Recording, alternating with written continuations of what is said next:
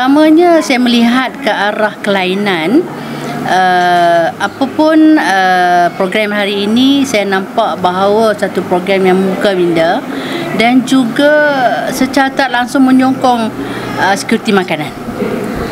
Sekolah memang bermula, macam saya sebut tadi, bermula daripada sekolah inilah.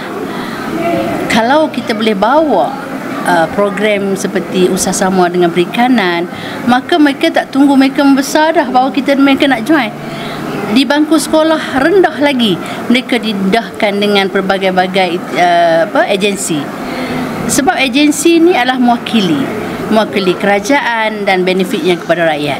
Jadi kalau sekolah perlu satu ini dibawa agensi perikanan, ia memberi sokongan pula kepada industri security makanan, maka bagi saya kita kena menambah nilai di situ.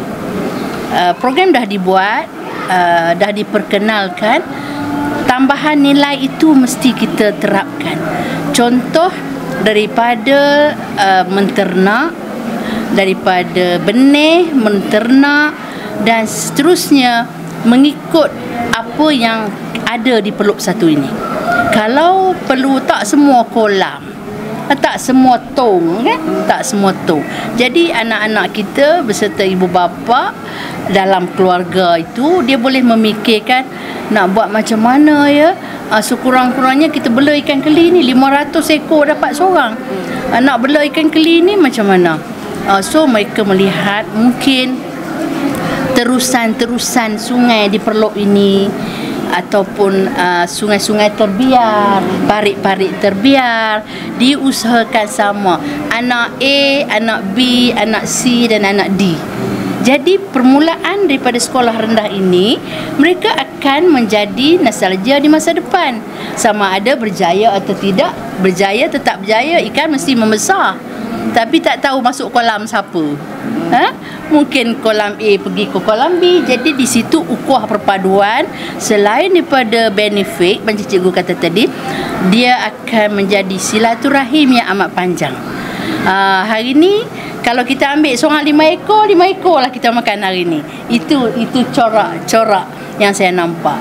Dan selain daripada ikan-ikan benih yang diberi, sudah tentu kebetulan cikgu, Esko Perikanan ni adalah datang daripada Dolentang.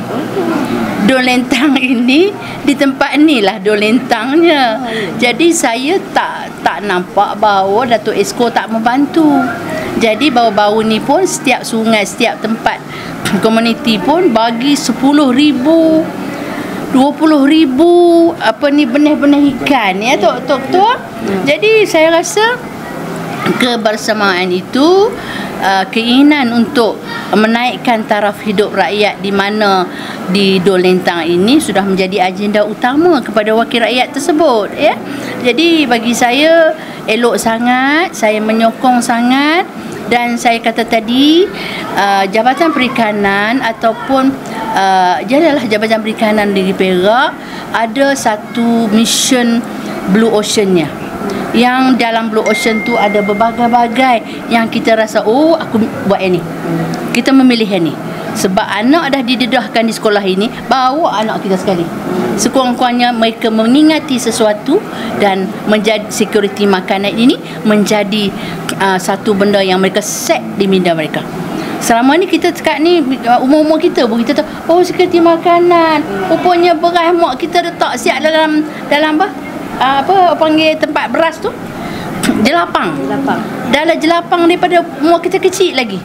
Tetapi hari ini kita nampak security makanan, how secure-nya makanan itu kita kena jaga.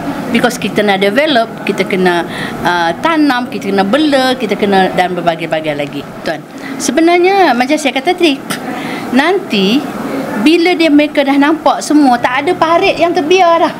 Tak ada sungai kecil yang mengalir saja. Jadi ini usaha-usaha yang kita perlu garapkan kepada anak-anak kita. Di samping mereka seronok, mula-mula anak-anak ni kena seronokkan dulu. Bukan boleh bagi tanggungjawab terus ya. Jom kita pergi cuci sungai-sungai ni, suki parit-parit ni. Dalam masa sama dah cuci, dah bersih, letak batu-batu yang cantik, kita letak ikan. Panggil skul, panggil wakil rakyat. Mai. Okey, kolam dia berapa meter. Dia punya 5 meter, kawan ni 5 meter, kawan ni 5 meter.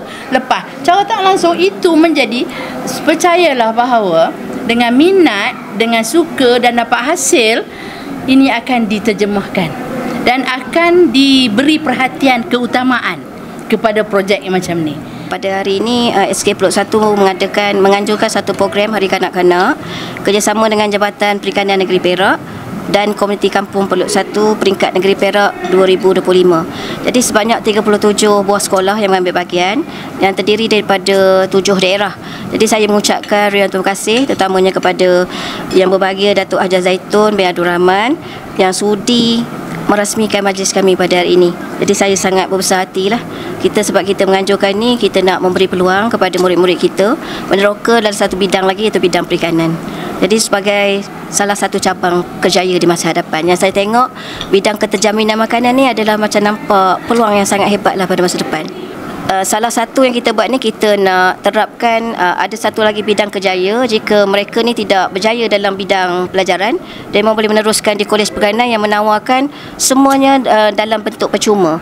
Setiap diberi allowance lagi dan semua kos untuk mereka menjalankan aktiviti ke program mereka akan ditaja oleh bahagian perikanan, terutamanya di kolej-kolej pertanian dan kolej perikanan.